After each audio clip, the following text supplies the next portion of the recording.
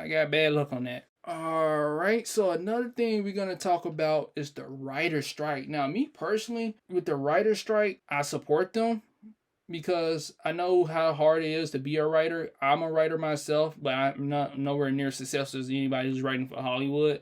And somewhere deep down, I kind of do want to write in Hollywood, but not if it's going to be like that. Not if you're going to have to still work multiple jobs. You're going to be getting treated unfair. You're not going to have any type of health benefits or medical or dental insurance and stuff like that. And I know what a lot of people saying out there. Just get another job, find somewhere else to work. Or another, speaking point is, well, the stuff that they've been putting out is trash anyway. So screw them. I'm going to tell you this right now. Even though the writers are the foundation for any story, they don't have the last word on what goes out there. That's the studio execs.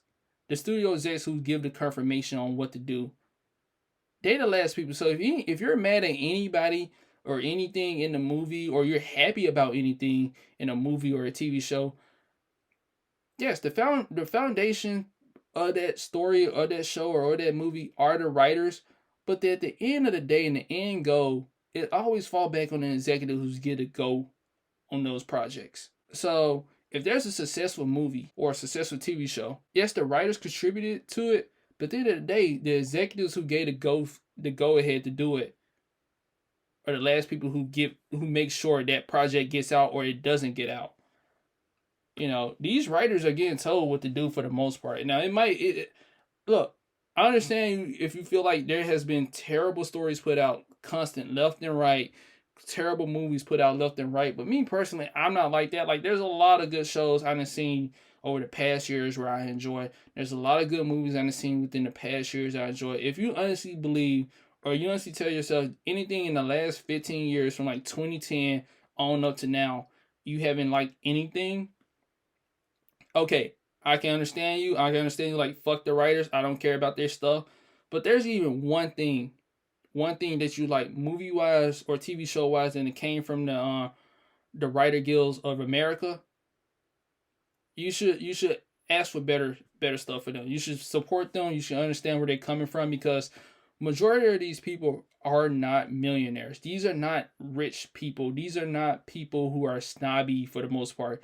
These are working class, everyday people who just want proper benefits, who just want proper treatment. Like, I hope you would for yourself and for your family, if they're in industries and fields and they're getting treated like trash and whatever, or disposable items.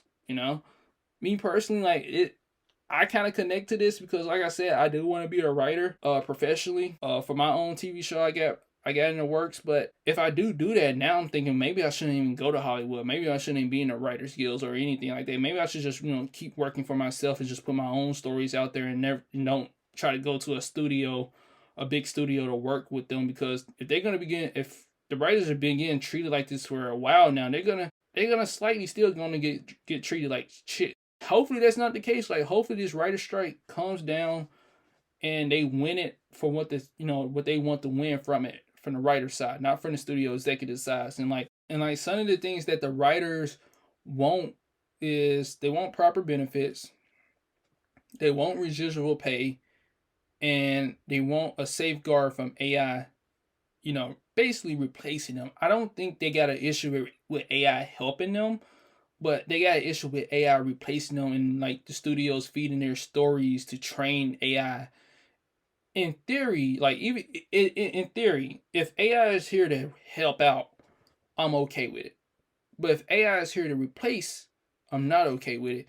And let's be honest, any studio executive out there, or just any CEO out there, their main thing is to maximize profits and negate liabilities.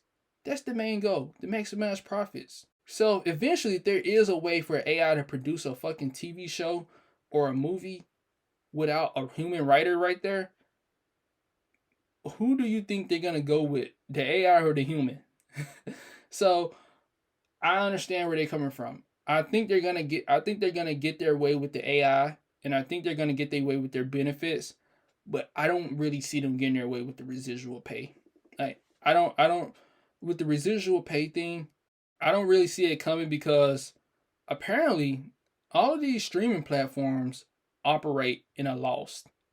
They operate at a loss. There's only one that doesn't operate at a loss, and that's Netflix. But Netflix just now started making profit from their streaming service. They have literally been in the red for the most part ever since like they started doing this properly. Like for the last decade or so, they've been in the red with their streaming stuff. So but then again, the studio executives over these platforms are still getting paid multi-millions. If there's people like these people are making your product, they're the foundation of your product, right? You would think you would want to treat them better and give them better, spaces, better, better pay, better benefits, better protection for their jobs in the future. And I know like every story is not good, every movie is not good, but creating better situations most likely will lead to better results. Then again, there's also a quote out there where it says, basically, easy times create weak men or whatever. So maybe I don't know. If these writers has been put in horrible situations, this is stuff they've been putting out, maybe you need to switch it and make them in better situations so they can put out better product. I don't know. But right now, in my opinion, all these executives are getting paid multi-millions. If it's been proven that all they got to do is take a fraction of their pay cut and pass it on down to the people, to the writers, then do that.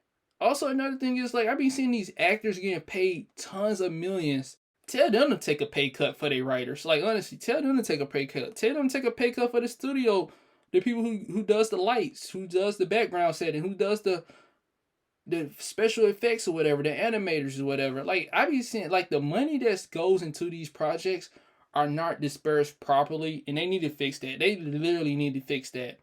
For the movies and for the TV shows all together, they need to fix that. But overall, I'm staying with the writers. I hope the writers get what they want. Me personally, I do see them ending the strike soon, but I don't see them ending the strike with everything they want. I do believe they're gonna get some type of better benefits, and I do believe they're gonna get some type of AI safeguard. But I don't think their residual pay would be there for them. I just don't see that residual pay coming.